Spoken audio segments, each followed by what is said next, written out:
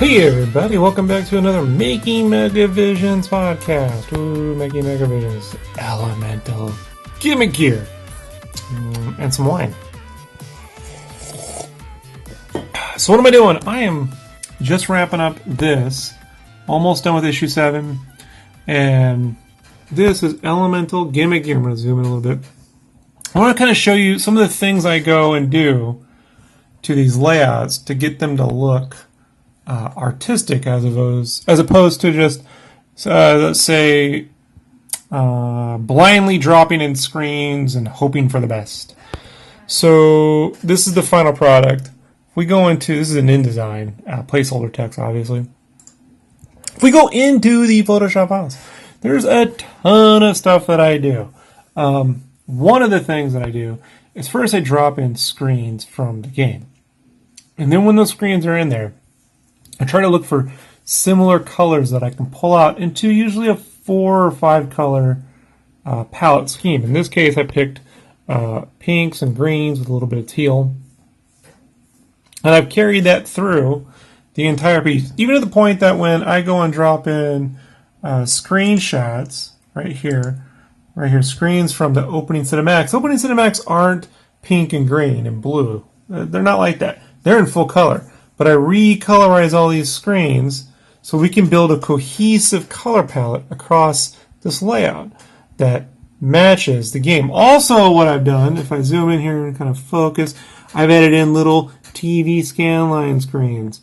Why? Because it looks cool. Game isn't exactly in HD. It's in like mid-D. I want to say like 380p, something like that. So a little bit of scan lines give you the feel of the game, but we got some nice clean captures as well. And I was able to go in and add extra little flourishes and glows and stuff that they're not really in the game, but they get you reminding of the nostalgia of the game. It's kind of like looking backwards. Like in your head, you remember the game being a little brighter, a little more colorful, a little bit more glowy than it actually was in real life.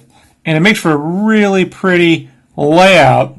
Some of the other things I've done too, they're taking things in here, like you can see, this is a one of the map menu systems in the game. It's like one of those in-game maps, and I've retinted and colored it purple and green with yellow, just to tie it all in.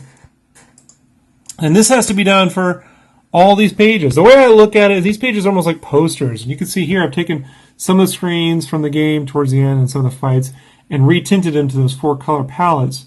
So it just sort of pulls back, and here we can put a sidebar and talk about extra things around the game. Go a little bit more in depth. And then, now up here is a screenshot border. And I've done that 3 or 4 color thing to every other screen. So that, one, I can put in full color screens, which you kind of see there. I can put them in, but I can also put in some of these greens, which again helps bind the entire piece together. In this sense, it almost becomes like a poster in a way, or something a little bit more artistic than just a game magazine. Also requires a tremendous amount of airbrushing and color theory and wine. Speaking of purple, this is red wine. This is a Malbec Argentinian wine. It's kind of my favorite. And this is generally what I do late at night, working up here on Megavisions. And then what I do is I put the final piece back into InDesign, and then I go pick a couple colors to churn the fonts over to. This is not going to be a quote in the magazine. We call that a placeholder quote. And then I get that all set up for Graham, our copy editor, including a little review box, which is temporary. And then Graham can take this nifty thing, drop in the text, and hopefully it all fits. If it doesn't, then he kicks it back to me, and I make some adjustments, add a screenshot or something. Like, let's say he drops in the text, and the text only goes to here. There isn't enough. Now, we could do one of two things. Uno choice would be to have the writer go back and add more words. It's a possibility. Sometimes that's the case. Dos, the other option, is that, let's say we don't do that. I can go and add a screenshot or graphic design element somewhere around here. Or even right here, I could take a little bit of a solid color and put a pull quote right here that kind of points upward to push this text down. And I could come back on the first 2 pages and maybe right around here, block in a spot with an extra screenshot and a little pull quote and push the text down further. So this way, you still get more layout. I don't, have to force anything to happen. I don't change the overall design. And then moving forward in issue 2, I'll have those spots laid out so we know that that's going to be, if that's going to be a regular word count, then we'll know that. And this is how over the next few issues, say right now it's taking about a month and a half to build the issue in my free time, right? Because we're all doing this after hours, folks. Then with issue 2, it'll take a third of a less of the time. By issue 3 or 4, it'll take a third of a less of a time, which if I do my math right, which, hold on, I need some wine. Let me do a third of a something or other.